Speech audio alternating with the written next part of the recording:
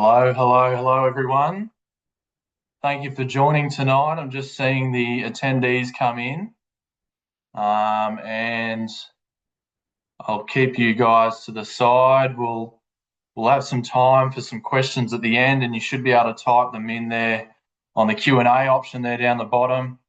Yeah, look, as we go through, I'm sure some more participants will come in. I'll just wait a little bit as they come in now, as we're right on the dot at 6:30. Look, we'll kick off. Look, thank you for joining tonight. I know it's a very busy time of year for all. I understand that it's sort of harvest is sort of finished in the southern Queensland, right down in full swing in the central west, and we're sort of just getting started here for harvest in the Riverina. I know that some people may be shearing as well, but as we all know, succession's a very interesting topic. Doesn't matter what time of year it is. So tonight is a very sort of high level, broad scope introduction to succession planning. And it doesn't matter if you're stuck, doesn't matter if you're just getting started, and it doesn't matter where you sit within the family here tonight, whether you are on farm, whether you're in owning generation, or whether you are off farm. There are a few, we can hopefully provide some pretty simplistic templates that you can go home and do as a family to try and get yourself out of the mud or see a bit of focus going forward. So just a bit of a background, my name's Glen Simmons. I work full-time as a succession planner with Sprout. I come from 5 generations of farming within the Central West. I've seen what to do and what not to do throughout my time. And we have a pretty decent line of sight over some excellent balance sheets within our business, as well as some people that are just starting out or need a bit of help as well. So I'll jump right into it. I'll just share my screen.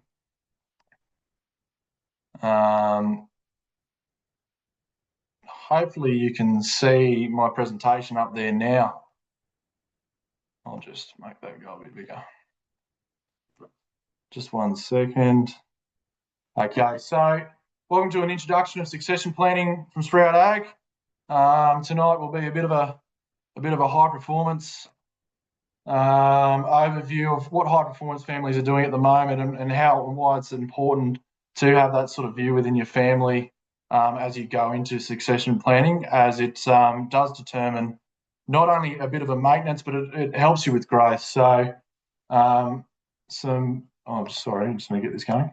Bit of background into Sprout Ag. We deal with over 2,000 clients across the board, 8 offices, going right down from Albury to Gundawindi and everything in between. Deal anywhere between $500 to $8 million in lending. And as an office, some partners have been quite involved in these, as well as Troy Constance, our CEO, 80 succession plans to date. That might not seem a lot, but there's a lot of moving parts within that, as you'd appreciate. And we've got 30 team members, but we've got some more grads coming on very soon.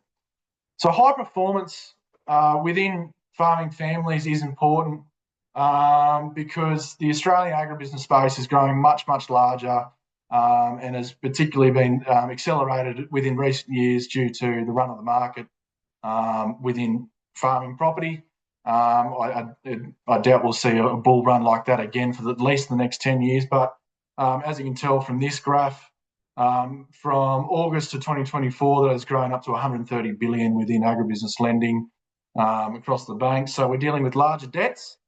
So that cash flow is important for servicing. This is a very, very important thing that I'll preach on a little bit later on. We've got larger farms as people grow. And larger families. So there are more generations working together at once. So there could be, the grandfather still working in the operating entity as the grandson. And we probably haven't seen that too much before as people are living longer. So 70% of farms in Australia will change hands in the next 20 years. And they're calling this the great handover. And you might be sitting on the call tonight, we'll say, Glenn, well, that's actually why we're here. Fantastic. It's good to get a bit of scope in place first. And obviously the complexities around succession and farming is you're dealing with blood money in business. So blood brings the emotive side, and then the money in the business side, mixed with all of that makes for some sort of complexity. So the decision maker on farm at the moment, this graph stopped at 2021, but it's obviously a lot higher, getting well within your 60s, as opposed to the 90, even down to the mid 90s or down in, there was people within their 50s.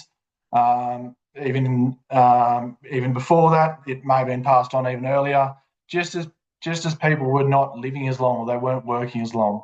So there's the complexities around that. I know in my family, my great-grandfather took on the farm at age 13 as he ran the bullock team into town. So that's not happening anymore. Technology, health, we're all living longer. So what is high performance in a family business? It's financial performance. It's keeping up to date, keeping tally on cash flow, where the business needs to be, where would you like to be, budgeting, even reporting on the actuals, where is it at the moment. That brings us down to the family alignment. So family alignment, it sort of brings in the different goals of the owning generation, as well as moving forward with the next generation. So we'll talk a little bit about this later on, but you need to make sure that your family alignment's in check, which brings into the transition succession planning, to see where the family's going and for the business to grow. So we think of succession in Sprout as more of a transition. It often happens over a series of years rather than just estate planning when it's a handover once that owning generation may have died or whatever else. So transition and succession planning is an ever-evolving document, topic, conversation within that family to ensure that there's alignment for all to be involved and to continue on. So again, with all that involved, with all that combined, we're pretty big on our rugby here at Sprout, but we call it like we're playing first grade. And for those of you in the South, AFL, you'd be calling it A grade. So that's elite performance, and succession planning and succession transition conversations really play into this. So we really need to make sure we're playing A grade as a family to be a high performing business. So the 5 pillars of high performing families is the vision. So we often start within succession planning. I'll talk about this a little bit later on. What is the vision? Where do you want to be? There's no point, I doubt any of you will go and jump in a car or jump on a bus or a train or a plane without you not knowing where it's going. You might not be driving, you might not be the pilot, but you would know where it's going. And this is excellent for the owning generation because they might not know what happens for their own retirement. How are they going to be funded? How is the transition going to happen for the next generation to come through? The next generation might be sitting there going, well, I've been working here for 10 years. What's mum and dad's policies or guidelines in place that's going to, solidify my plans for my family as I move forward? Because if they're not in place and they've got no intentions of actually passing on the farm, well, then I might as well go elsewhere and pursue. Next pillar is communication. So obviously that needs to be communicated forward. Often the plan is already in the owning generation's minds, and you might be sitting there and you might be stuck. You go, well, Glen, it's sort of there, but we just don't really know how to articulate it properly. We've got a lot of love for all the children that are off farm, on farm. How do we articulate and maybe compensate them all as fairly as we can? Of course, you've probably already heard there's a difference between fair and equal. And that's a concept which we can go to in a more granular level another day, but that needs to be communicated moving forward. But not just succession, it could just be around acquisitions. We want to quadruple the business, we want to grow scale, and we want to be in a safe space in the next 10 years. Scale is something that we believe is, pretty prominent, particularly within the daily operations of farming at the moment, because overhead costs are through the roof, and it's a lot easier to spread this out over scale. For those of you who just bought a truckload of urea, you know what I'm talking about. One working team. So your working team isn't just people on the farm and yourself. It's the third parties that are involved as well. It's the agronomists, your advisors, your accountants, your solicitors, right down to your stock and station agent, it's all got to be harmonious and sort of aligned to where you want to go and what you're doing as well.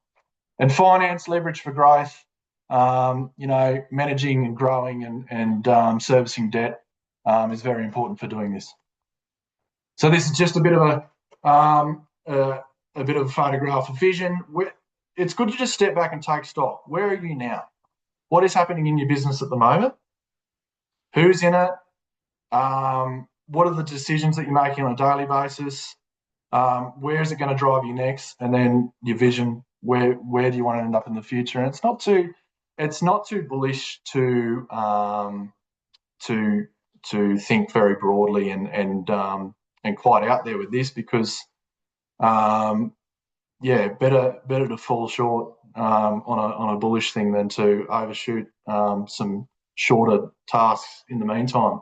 So, for instance, this is something we work through with people is, right, what's going to happen, or where do you want to be in your next 90 days? That could be just from an operational standpoint. Are we going to plant such and such? Are we going to run this many cattle? Are we going to lease this country, or is this adjustment going to happen? Right, so what does that look like in the next 12 months? Is that rolling forecast going to allow us to acquire that country next door? Is it allow us to have enough fat in the system to incorporate John, who's just coming home from boarding school, and he can enter into the business before any assets are transferred? And that's just from a succession point of view. Next 3 years, how much as the owning generation do you want to be within the next 3 years from an operational standpoint? You might be aging, your body might be getting older, you might want to step out, you might want the next generation to step up. That next generation might be within their 50s and, been working the farm for 20 years. 10, 30 years plus, retirement, scale, how big do you want the operation? What's the pipe dream? You might have an asset of 50 mil. How are we going to grow that to 100 million within that time frame? You've got an asset of 5 million. How are we going to go up to 15 million? What do we need to do from a cash flow perspective? What do we need to do from an operational perspective? What do we need to do from a succession perspective? So communication. What are we communicating? How are we communicating, and how often and why? And this can be down to a granular level of the operations. This could be down to toolbox meetings. This can be down to succession planning and communicating. This could even be next generation people. If any of you are sitting in here, you might be really frustrated going, Mum and Dad aren't communicating, what are the succession, what's the next step for us? Well, be honest with them. And it's hard, I know, it's hard to come from a standpoint from, you don't want to sound pushy, but just go, hey, look, Mum and Dad, I'm really interested in the business. I just want to know what the pathway is. So that's part of the communication. So this is more for the owning generation. Once upon a time, it was just you two. If we've got any married couples on here, and then quickly goes into the three children. They have their children, they partner, they marry. De factos come in. Then soon enough, you've got grandchildren. And then you've got also all the other, you might have outside employees in the business, and then you've got the third party. So quickly, that 2-person operation has turned into, 30 people very, very quickly. So it's very, very important to have family alignment, and direction into where you're going.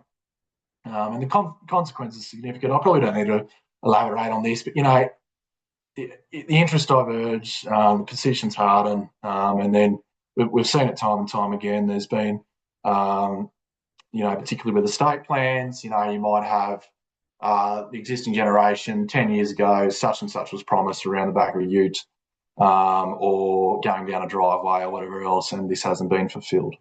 And the consequences are pretty dire, and it can end up in the courts, and it's very, very ugly. So this is the family board sort of map that this is a very good one. So we're probably getting more into the succession stuff now, but this is a great thing to take stock and fully map out. You can take this template if you like. I can send it to you and map out who's in the owner room, who's in the board room, who's in the operating business, and who's in the family room. Once you map that out, really write down what are the conversations that are appropriate for everyone in each room. if you're going to buy a farm, do you need to consult those in the family room? Maybe not. Do you need to consult those in the operating business? Yes, maybe you've got a manager who might know a certain amount about that property that you might not know. They might have some opinions about DSC per hectare or year, or what could they plan or whatever else. And within that boardroom, the directors and advisors there that can help you as well. So it's really good to step back and take stock. Who are you having the conversation with now? And why is that maybe becoming a bit more complex? I know a lot of family farm businesses, they like to have all of the decisions made around the kitchen table. Maybe this might not be the best because it might be creating too many opinions from stakeholders that don't have any skin in the game yet, particularly for those who aren't on farm. But all families are different. So all of these can be applied differently and they might speak differently to you. So that's probably a caveat that I could use for this entire presentation as well.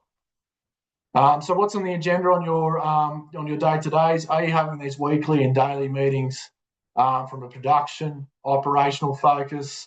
Are you getting updated your next generation on weekly tasks and daily tasks? Next generation, are you reporting back properly on what's happening and how you feel about these things as well? Quarterly and monthly update on area of responsibility. Always resetting your cash forecast as a rolling tool. Deep dive on an area of business, development of new policy and manuals, key people and talent review. We'll talk about interests and talents a little bit later on. And then maybe having an annual meeting and taking this off farm, getting the entire family off farm so the emotions not quite as involved as though you were having it in the main homestead, where there's memories and too many reminders of the business going on. So you can completely get off your own ant's nest. Doesn't matter if you go to a cafe or rent your own boardroom in town, it doesn't matter. It's always good to get off farm sometimes and do an annual forecast, budget set. You can have the whole farm team attend. The employment policies updated, asset policies updated, which we'll go to a little bit later on. Change and amend the transition plan as you go and update. And then you can have another meeting where all the family intends to just relay this on, which probably might not have the granular level of the operating business going on, because sometimes you don't want them to know, what's going in and out of the farm account, overdrafts, all that sort of thing. So just a bit of an idea of sort of how to run things if you are stuck at the moment on that. And it's always important to play first grade on cash flow and to make sure that these transitions can happen. Are you going to have a nose in, hands out approach as you transition? As in, are you going to have a managerial role without you having your hands on from daily operations? And,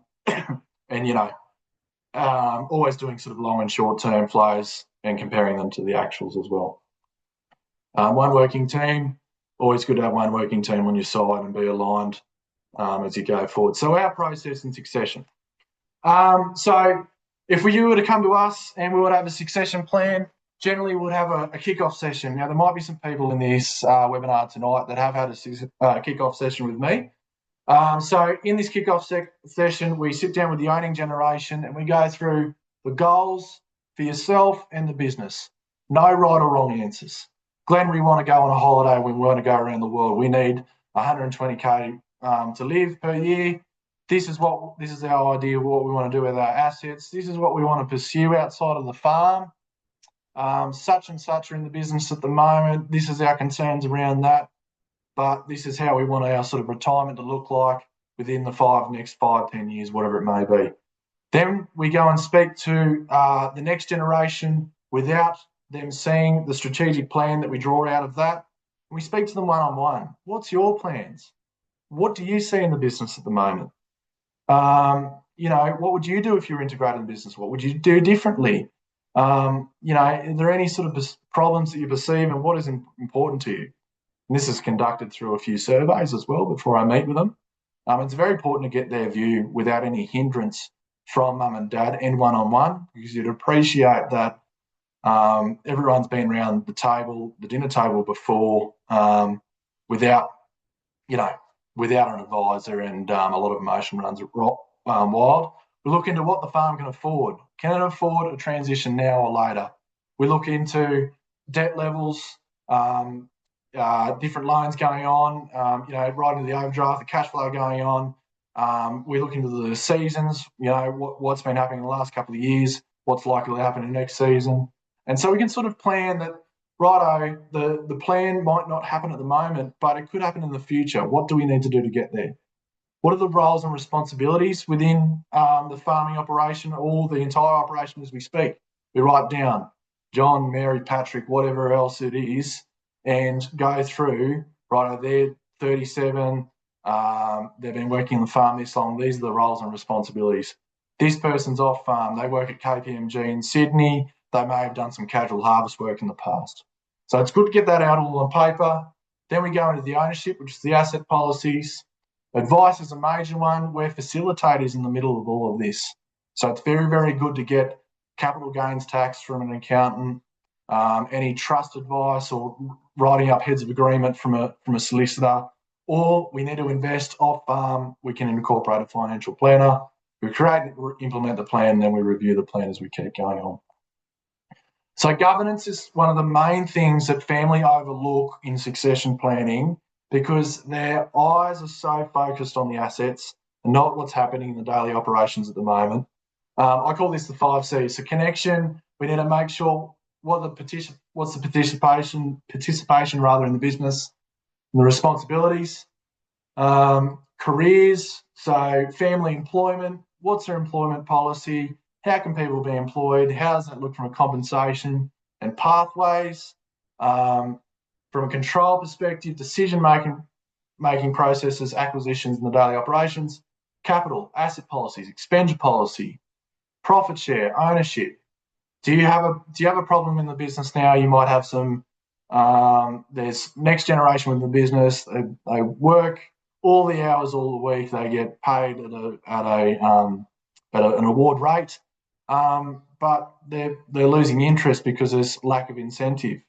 The incentive might be the farm later on. That might not be communicated yet, by the way. Is there a way that they can be integrated in the business before assets are passed down, that there might be some sort of incentive so that they might care that the crop is going 2 tonne or 6 tonne to the hectare? It's all about ways of integrating within, maybe in your situation, the business first, and then assets later on. How does that qualify? And then culture, values and vision. And that's usually derived from previous generations' experience or the owning generation's experience of how they acquired the farm, and the struggles and difficulties around that they may want to avoid, and where they're going to in the future. I'm just going to go to the next one, sorry. So this is the 3 circles model. I do this with most families, and it's a very, very good way to have a kickoff process, or if you're stuck, it's always good to go back to basics and map everyone out on this just to see where there's a snapshot of the business at the moment and where we're going to move those certain dots, who are the people on this diagram, to the cross sections of where they want to be and where you want them to be as well. It's generally the first step of governance within the family business because it is a formal and informal structure that can dictate the daily operations to the executive decisions. And you can sort of talk about what's happening in the business, what's happening in the family, what's happening in the assets. What does the family want to do with the assets? How is it impacting the business? This can include the trading entities, the off-farm assets, land, commercial or residential property, machinery, livestock. This all needs to be thought about now so there's no discrepancies of the future and there's understanding within everyone of where the business is now within all these assets and where it might grow into the future before it could be divided or there's integration of people in the business. Who's doing what, who's accountable, that's in the roles and responsibilities. When does the current generation want to change to the business and other roles? So it's in your workshop booklets that we've emailed out. I want you to sit down after this or in the next coming days and map out your family within these 3 circles. It's very good to get a good snapshot of this too, because, for example, the owning generation might have 4 children with 3 interested in the farm. Some may have interest in owning assets. So what do they need to do in the meantime? What's their employment policy? And what do they need to do to acquire the assets one day? And you can consistently review this as you go along because, as we all know, families change and circumstances change. Death, disease, divorce, seasons. We work in farming, and that's the issues of how that goes. So, farms grow much larger in size, as we spoke about before. So it's very, very important to have these in place and getting the policies as people move forward. A glide path. So this is this is an awesome way to sit down as the owning generation to just articulate in a very clear and concise sense of the path of what's going to happen to you personally as the transition moves forward. So up here, I've got next 5 to 10 years, maybe later. You can change that timeline. So you might have in that first column next 3 years, you could in the next column have the next 5, or in the maybe later column, you've got 10 years plus. It doesn't matter. So what are the jobs and responsibilities you want to keep, say, in the next 5 years? Well, Glenn, we're going to stay on farm. Excellent. What does that look like? Do you want to stay in the operational side? Do you want to stay in the executive decision side? Is there anything you're really sick of? Are there any, at a granular level, are there any operations that you just had enough? Do you not want to landmark anymore? Do you not want to? Do you want to be at home more for sowing time? What does that look like? So, what are the jobs and responsibilities to let go? Common one for this is bookwork. As the next generation comes up through, whoever's job it is to do the bookwork in the family, whether it's a husband or wife, right, we need to start to train up the next generation of bookwork. What is their financial literacy like? That could be a gap you need to address. And this is fine. You can do this if you're just starting, if you're stuck. Go back to basics. Go back to basics and just check out where you are at the moment, where you want to be. And as you work through, you'll be able to highlight, right, who's the successor for this particular job in the business? Who might be very good at this? Who's got their interests and strengths within all of these? Living arrangements. Next 5 years, Glenn, we want to stay in the homestead. Excellent. What's that going to look like when you get old? Is it going to be feasible to do that when you live 40 k's out of town and there's risks of aging and, you might have interests in tennis or church groups in town, whatever you want to go to town for. You might want to move into town. What's that look like? What do we need to plan for? What do we need to buy now that prices are right? We all know what property prices are doing, but we need a plan for the future. If it's your ideology that you're going to move off farm, we've got a budget for that, guys. But throw it up on the board. No right or wrong answers in the glide path. What are your compensation? What's your ideas around compensation and required assets to live? Yep, sweet. Still living off the farm income now. But what's that going to look like when you step back?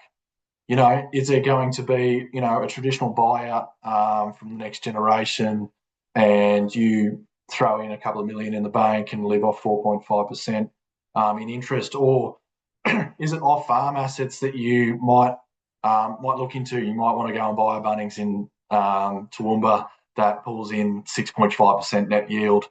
We've got to start to plan for this, guys. How does it look like? Is it a lease arrangement with your kids for this to work?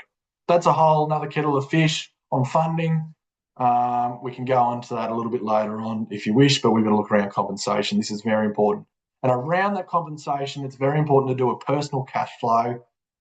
We send out personal cash flow budgets to you. You come back and we'd like to put a little bit of fat on that to usually incorporate for hire care because you never really know what's going to happen down in the future. And activities that you like to pursue outside the business. Grandkids, travel. What's that look like? Okay, this is how our lifestyle is going to look in the next 5 years. This is how our lifestyle is going to look in the next 10 years. How are we going to budget for that? So you can be as simple or as detailed as you like with the glide path. First of all, I'd just like to say it's okay if you're stuck. We get a lot of people come to us that are a little bit embarrassed that they don't know how to start the conversation or, there's different comings and goings of their business, and you might be going really, really well farming. Farming might be really, really profitable for you at the moment. It has been for a few generations. or even in the last coming years. But I'd just like to say it's very, very okay that you don't know what to do in transition planning, because I can assure you 9 times out of 10, a lot of people don't. And it's sometimes just the small prompts, the small things that are stuck, whether they're worried about asset protection because they're a little bit skeptical about in-laws coming into the business. There's ways around that. There's ways around funding transition plans that are outside commercial lending. There could be vendor finance, first-rate private mortgages, whatever else that you can do privately with your kids. But they've all got their pros and cons. So the best way to sort of start as well, this is another template that we can use, is to sit down and map out the roles of everyone in the business, whether they're off-farm, employees, in-laws, babies. It really doesn't matter. And examples of their primary interests at the moment, so that you can get a bit of perspective on you can think about what are their interests at the moment and what that might likely might grow on to become. So it's very, very important to go through that and just to see how you get on, and just have a decent snapshot of where you are. It is in your workshop booklet, and how it might fit within your business. And then you can work through this by yourselves or as an entire family. And you might think this is another one where you write down people in. I get everyone to write down everyone's roles in the business from their perspective, as well as a hypothesis of their primary interests. So why is that important? So it's very important. It's fine for everyone to be in a business and they can have different interests. For example, you might have different interests between family members, between generations, and what's important to that family member might not be important to that other family member. But it's good to sort of sit down, try and get a bit of an understanding and a perspective from that family member that you might have some conflicting ideas with, and sometimes that's good to move forward. This might be a bit more of a communication sort of piece rather than roles and responsibilities, but it really sort of maps out where your business is at the moment and where it could be going. As I said, different interests should be celebrated, but often parents could have, it could be perceived that parents have an idea about certain people within the family, but it could be only be perceived. And that I'm obviously alluding maybe to in-laws or something like that, but it's good to work that out through what's actually reality and not reality in that sense. But it really assists seeing everyone's perspective as the family dynamics change. So one way to sort of get on board and get on sort of one track into creating the first part of the plan is just to step back and create an owner strategy statement. So an owner strategy statement, it defines the clear objectives and rules on how to keep score on sort of how the business is looking, who you are as a family business. And so step one, we always say, is to define your purpose, define your why. Do you want to own your business to grow it? Do you want to create more opportunities for the family as they come through? The larger the business, the more influence there is. We need to create a larger piece of the pie for the assets to be transferred later on. So often, as I said before, the farm might not be ready. It might not be viable to split up now, but what does that look like in 10 years? Can we do it, and how are we going to get there? Do you own the business to take money out of it? Does the business have autonomy over your lives?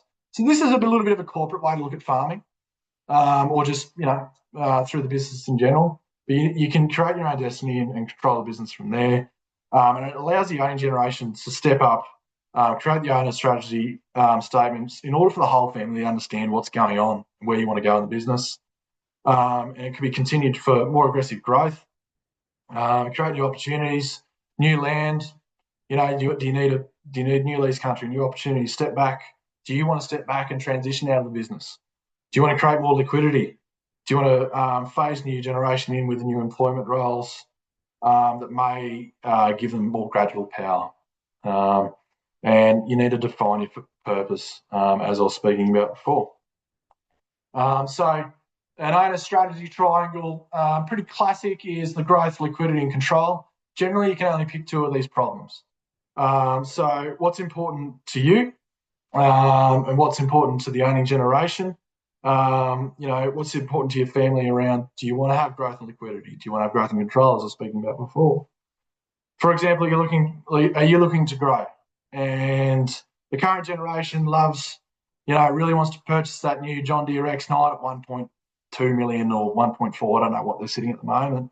And that's an issue. That could be an issue for the owning generation. As I said before, it's pretty natural for the next generation to come up through, to be more bullish. But you've got to remember, if you're the owning generation sitting in this, it is your farm. What's important to you? All of this needs to be documented and addressed. If the current generation or vice versa wants to quadruple and double the business, and the owning generation does not, well, then this might be an issue if they're going to keep on buying new machinery. But all of this is very, very normal. We're focused on growing the company by reinvesting earnings and distributing low percentage earning profits. That's all from a business perspective. That can all be translated in another way into your own business.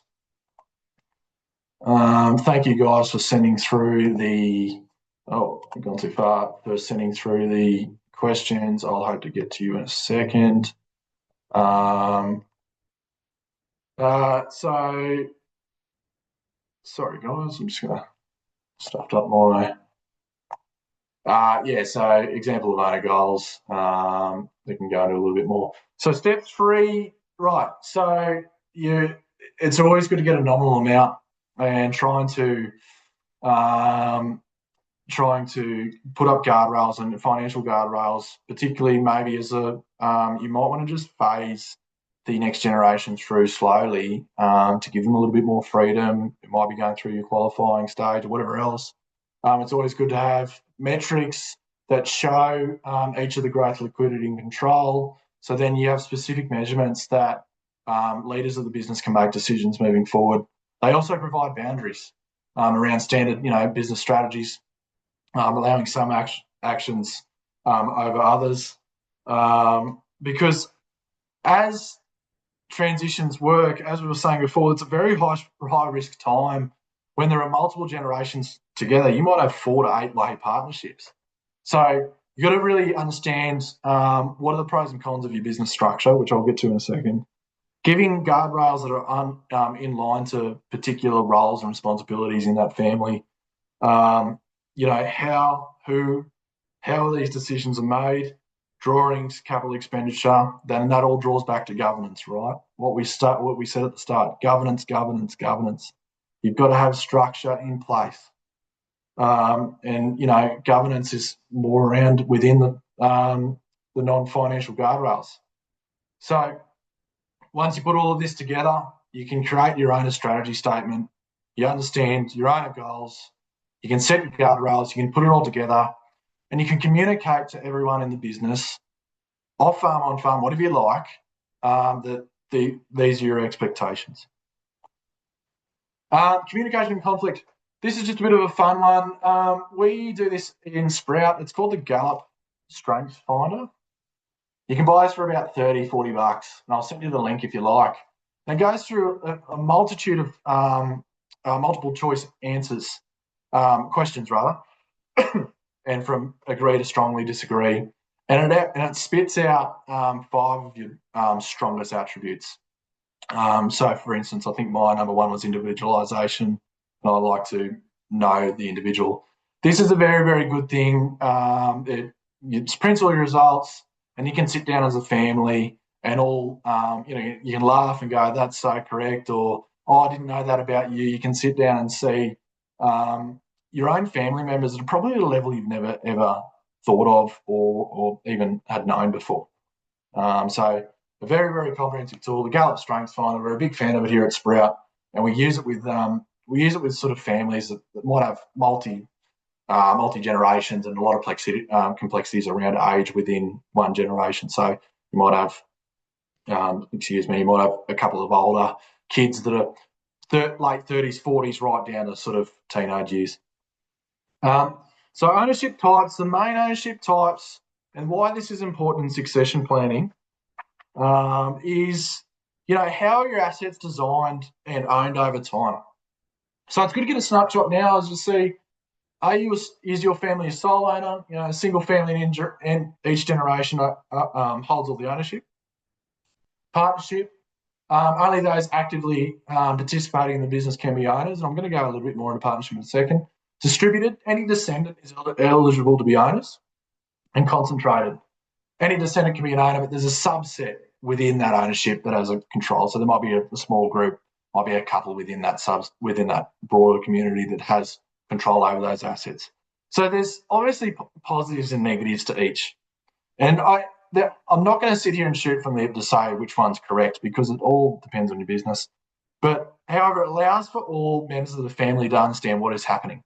Right, is it a partnership now? What's it going to be in the future? Will it be concentrated? Sole owner's great, but what happens when that sole owner passes? What are the responsibilities for the broader family in that sole owner ownership type as we speak? How are they compensated? Are they paid an award wage? Are they paid, to the season? Do they have any sort of stake in the business? Will they have any stake in the business? They obviously don't.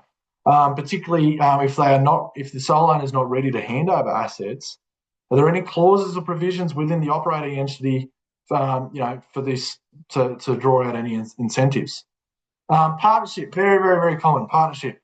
Only the family members that are working within the family business will get a slice of the farm. But what constitutes participation in the business? Is there discrepancies in age gap? This all needs to be addressed.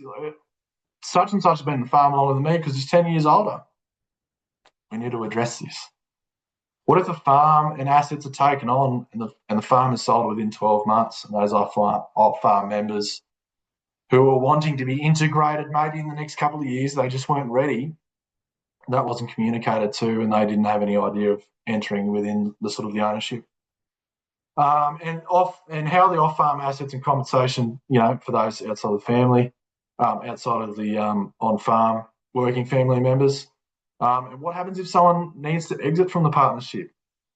Does there need to be a payout? But there needs to be policies and governance in place for this. Concentrated works well in the business, but requires, decisive action, even when there are multiple owners. The cons to this, how do the people within this concentrated, you might have 5 people in this, but how do they benefit from the ownership? Does it complicate the land owning entity from the operating entity that might operate in 2 different trusts? And, can it not provide enough clarity for the controlling owner if there's too much grey in governance? And distributed fits when majority of the wealth is in a single asset, may not require family operational expertise when there's no family member interested in the family business. So this could happen for those of you might be, you might live and work in Sydney and you've got a farm and it's managed.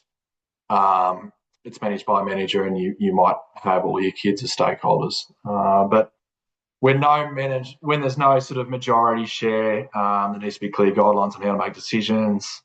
And this may mean that the owners might come from distant and they might need to sell the farm and, people might not be interested in the farm. So what I'm trying to get at, there's pros and cons and they all need to be addressed. And you need to take a snapshot of where your operation is at the moment. And where you want it to be and weigh up the pros and cons and how's that transition going to look like. Within our clients, we work through the strategic plan, which is the main document, and in this highlights the ownership types as we move forward. Again, this just goes, and this will be in your workshop guide. It goes into what type of business, what do you want, where the next generation's coming into the business, size and complexity. You might be stuck in a conflict, and the root cause relates to what you own. who can be an owner and what's control.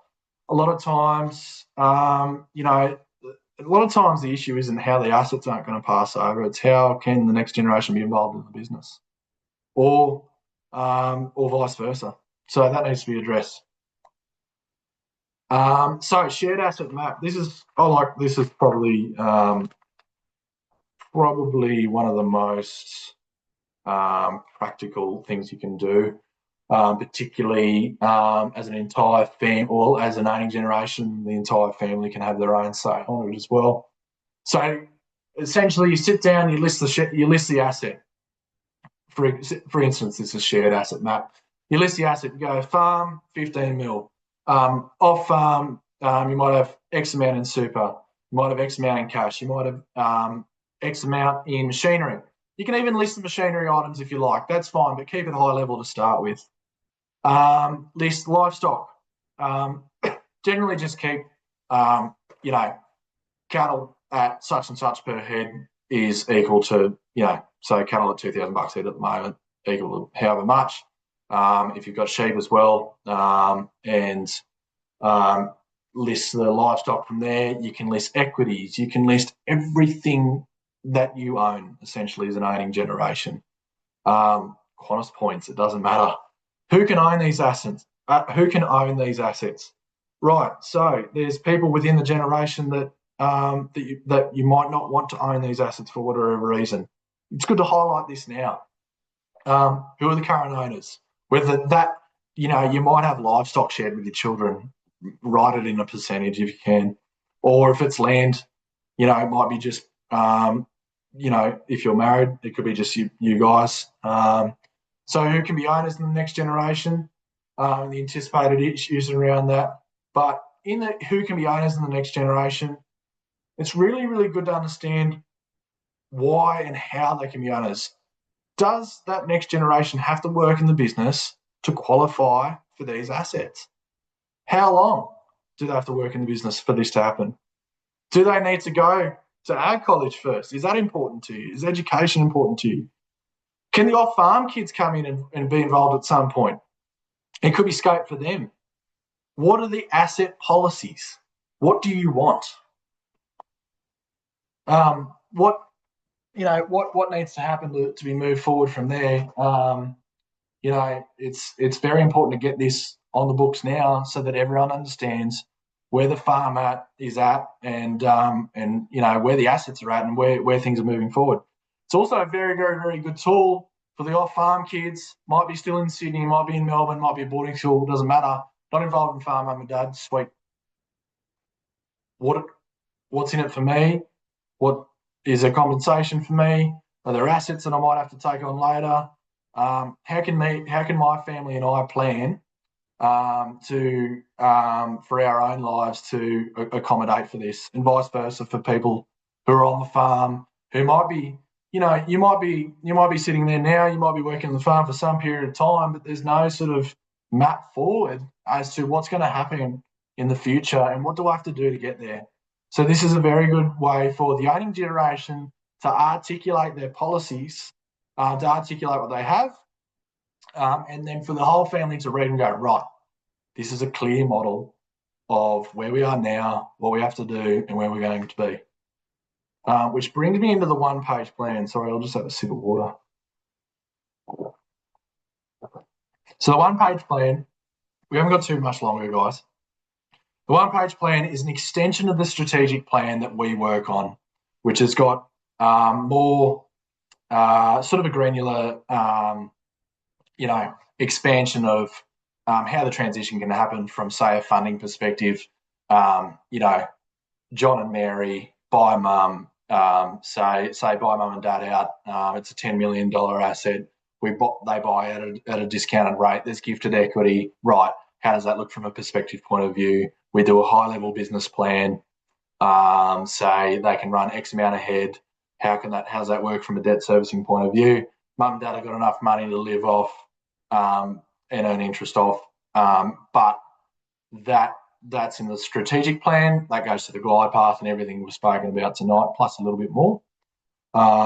Maybe not so much an owner strategy statement. Sometimes it's just not needed. But I do recommend if you are stuck to go back to that.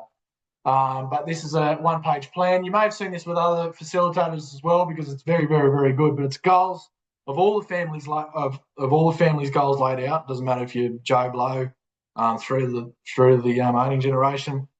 A great tool for the family. You can have this up in your office. We'll provide you with this in your workshop. So the last page in your workshop booklet. Have this up in your office, or you can have a digital copy of this and it's saved in a cloud. And because it's ever progressing, you can help change things as it goes along. So it's one picture for the entire family. Great for families. This is really good for families that may not be having succession next year or in 2 years. It might be really good for the family that for the kids just coming out of school or in school. I've spoken to families that their kids are 6 and we've started succession planning. But what does the business need to do next 1 year, 3 year, 5 year goals from a cash flow perspective? How does it need to grow for it to get there? Bad season, right? Off-farm family kids know about it because it's written up on the one-page plan. This is all about understanding and clarity, governance. Think about that as you go along today and tonight. For example, you might again off-farm children's a major thing in succession planning because often, and this is normal, families don't have any idea on how they're going to be compensated. So this is excellent for them to look at. They can be mapped out in a timeline sense, 3, 5 to 10 years, and illustrate what may have to be bought, so for them to be compensated. Similarly, there could be multiple family members in the business, and how does expansion look? What are the heavy rocks? What are the individual goals? What's a farm 10-year goal? Technical to-do lists, ownership. This is just a very condensed version of the strategic plan that we provide. Sticking together for a period of time. Governance plays a role as the family works together. So I deal with a lot of families in the sense of they're pretty sick. They can be pretty sick of each other. And they're only sick of each other because they can't see the end of the tunnel. And once that end of the tunnel comes through, it's very, very satisfying to see the weight just drop off their shoulder and go, hey, this is the 10-year goal. It's actually very invigorating and exciting because personally, they might have personal goals. You and I might have personal goals. You might want to go, you might want to go on a trip to Kathmandu, but at least you know it's there. These people in the business might not know it's there. And that's the young generation too. You might not know how to articulate such complexities to move forward. It highlights the roles and responsibilities, as referred to before. Everyone's on board. And, transition takes time. It takes time. It needs to be watertight, from not just from our advice at Sprout with you. It takes time to get everyone on board for all grievances maybe to be aired, for us to move on it can be worked out from a tax perspective. Capital gains tax is a major issue in transition planning at the moment, and that can change timelines greatly. Trusts might need to be changed and dissolved from a land trust to operating entities as well. And you can go into that more and more, and I'll be happy to chat to you about it on the phone if you like. But yeah, essentially that's an introduction to succession planning. I hope that made sense. I'm just going to stop sharing my screen and have a look at the Q&A. We've got a couple of minutes. This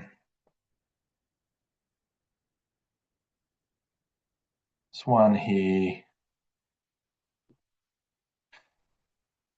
Those other questions in there, I'm sorry, guys, might be a little bit too heavy and a bit too granular for me to answer tonight. I'm happy to chat to you about later on because I can articulate that for you. But we'll go with Angus Stevenson's question. How do you deal with non-bloodline family members with roles and responsibilities? What if non-bloodline family members created a significantly difference in asset values of the next generation? Do you include this in considerations for asset distribution? Short answer is it's up to you as the owning generation if you'd like to do that. But one thing I would flag as an advisor, and I've seen this before quite a lot. You might have family members that have worked on farm for say 10 years, and in the background they might be studying at say Marcus Older, Master of Agribusiness, and then they've been poached by AACO and they've been working up there. And then all of a sudden, whilst they're there and away, they've done 10 years of work on the farm, transition plans are going to be happening, and then they might be a little bit worried whether they're going to be involved in the conversations. And the owning generation really doesn't know how to sort of work that out. It's what we call sweat equity, and you can work into a plan, particularly within the asset policies, and within the roles and responsibilities. How much sweat equity has that next generation actually put in? Do you want to? Do you want to consider this? Most families will, because if it is a point of contention, usually that family member might have plans to come back to the farm later on. That needs to be communicated from that next generation too. That next generation needs to step up and go, hey, mum and dad, these are actually my plans. And it might take for an advisor to be in the middle for that to be separated so it doesn't get too heated, because I get it could look greedy, but and then back to the non-bloodline family. So sorry, I went on with the tangent that they were family members. That can be the same with non-bloodline family members. Yeah, they totally fine. If you're married into a family and they've got country and you've been working on that farm as well, yes, they can be. If it's your policy, my word, they can be considered, because at the end of the day they have put in sweat equity. But I'm not here to put my own thoughts onto what is fair and equal in that sense. It comes down to the owning generation making their own decisions there.